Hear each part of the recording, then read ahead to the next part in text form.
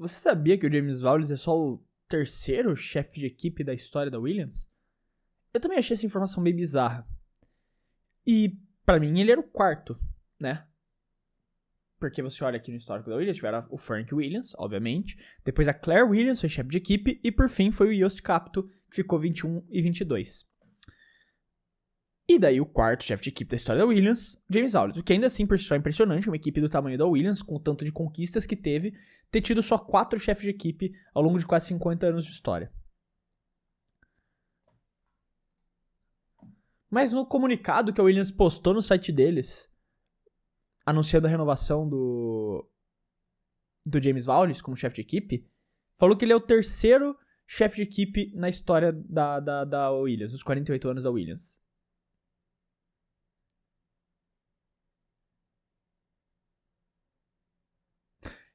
Ou eles estão desconsiderando o Jost Capito, ou alguém é muito ruim em matemática. De qualquer jeito, que notícia, velho. Que notícia pra gigante, cara. Eu não podia estar mais feliz com essa renovação, sério. Eu não podia estar mais feliz com um anúncio desse de renovação do James Vowles com a Williams. Que notícia absurda, velho. Que notícia sensacional. Que bagulho foda o James Vowles ter renovado com a Williams. Sério, porque ele é um cara muito foda. Ele é um cara que transformou essa Williams. Ele é um cara que tá realmente botando ela no lugar que ela merece estar, que é no topo. Que é brigando por pódio. Ele não tá nesse nível ainda, mas é onde tem que chegar, né? Que é tá brigando por pódio, brigando por vitória, no mínimo. A Williams tem que estar no mínimo no nível do que, por exemplo, a Ferrari é hoje. Que tem, tipo, no pior do final de semana ali, é claro que não é esse pior final de semana da Ferrari, mas vocês entendem o que eu quero dizer. No pior dos finais de semana, tipo, pô, deu tudo errado, a gente vai terminar em sexto e sétimo. Isso é a Williams. Muita gente nova que tá chegando na Fórmula 1 tem essa visão da Williams, porque pós 2017, 18 ali começou a decadência. Que daí foi quando também teve esse boom, né, que foi principalmente depois de 2021. Pegou a Williams já nessa nhaca, que tá há anos aí nessa nhaca. E tem essa visão de que a Williams é isso. Cara, até o ano passado a Williams era a segunda maior campeã de construtores da história, só atrás da Ferrari. Isso é insano. Isso é insano. Insano. E a equipe tava fundada nessa merda até que esse homem chegou, até que James Vowles chegou e falou, não, eu vou fazer o trabalho e vou tirar esses caras daqui. E não foi, mano, não é tão simples quanto parece. Óbvio que não é tão simples quanto parece. É um trabalho extremamente complicado, senão qualquer chefe de equipe era campeão do mundo. Primeiro que o James Vowles, ele era um cara que tinha visão. Ele é um cara que tem essa visão que você precisa ter pra equipe ser foda. Ele trabalhou por anos na Mercedes, na época de dominância da Mercedes ele tava lá, né? Ele era um dos braços direitos, vamos dizer, do Toto Wolff. Um dos caras que o Toto Wolff mais não recomendava, mas acreditava, mas confiava no trabalho. Tanto que a Mercedes tentou manter o James Vowles, não quis que ele saísse, mas ele queria dar esse próximo passo na carreira e ser chefe de equipe. E pouca gente se lembra, mas ele tava naquela Brown GP de 2009 também. Ele fez parte daquela equipe. Ele tava lá. Então ele é um cara que sabe construir equipes para serem campeãs.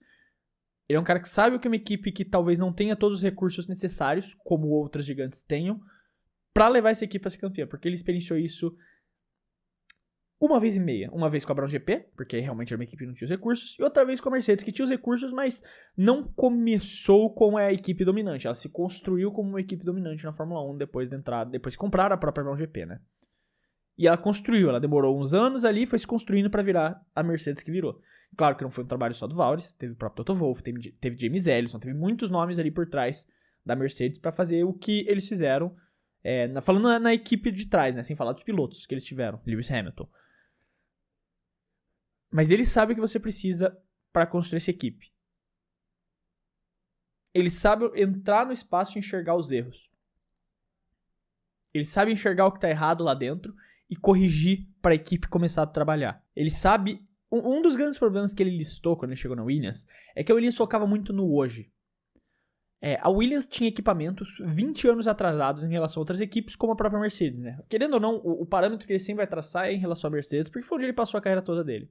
É claro que ele tem noção de como as outras equipes funcionam, por estar lá no paddock há tantos anos, Mas ele sabe exatamente em todos os detalhes como tá a Mercedes. E a Mercedes é uma equipe que, pela Daimler, investe muito na estrutura da Fórmula 1. Tem equipamentos de ponta. Tem tudo de ponta que eles precisam para rodar uma equipe de Fórmula 1.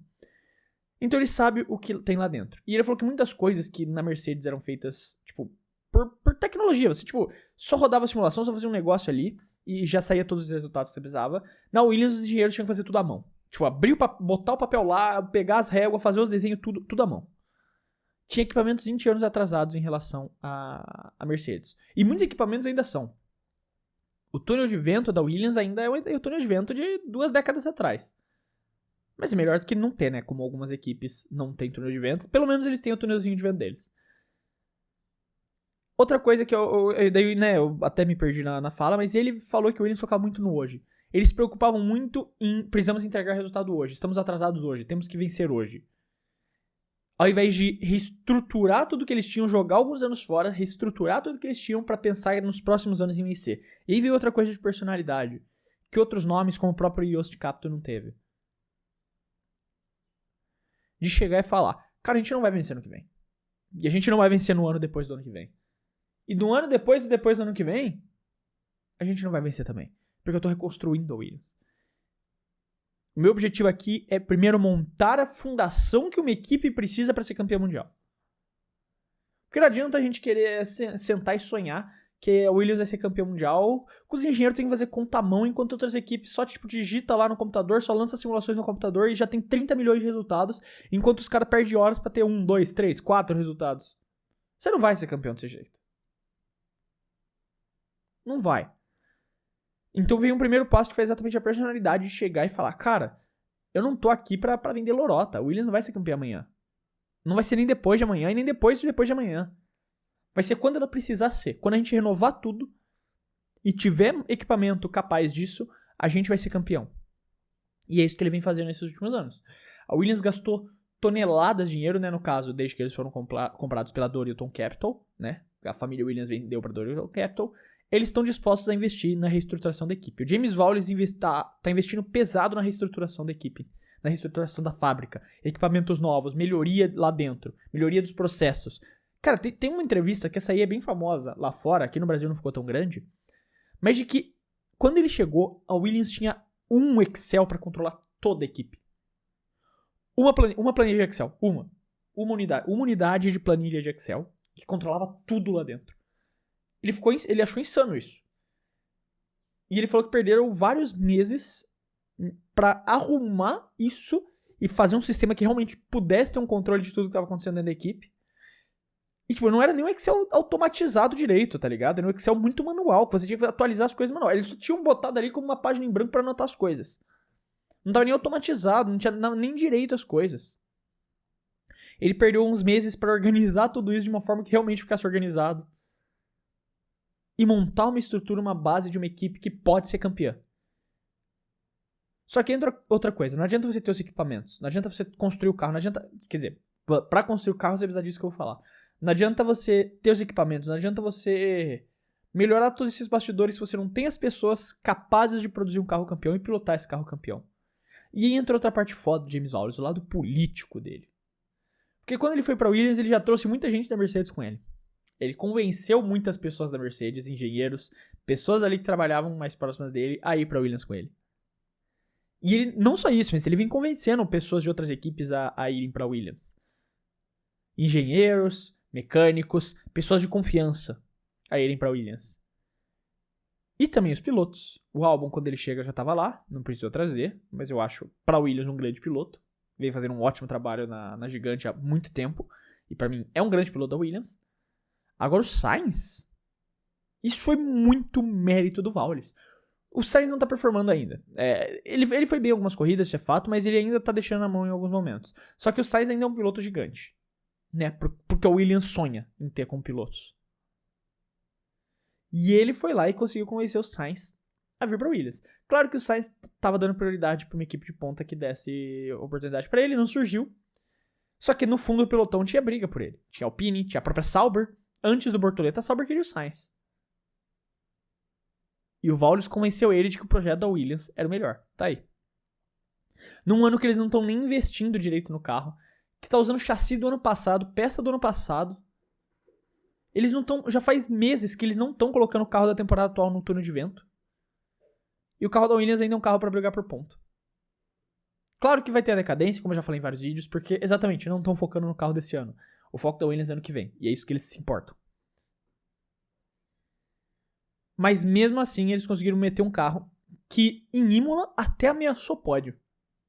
E a partir de agora, acho que vai ser tipo brigar por posições baixas de pontuação, já criar uma gordura interessante para até o final da temporada, para se defender de outras equipes, como a própria Haas, a Sauber agora, né, que resolveu virar um carro de pontuação também, e ainda mais com as pilotagens brilhantes do Hülkenberg.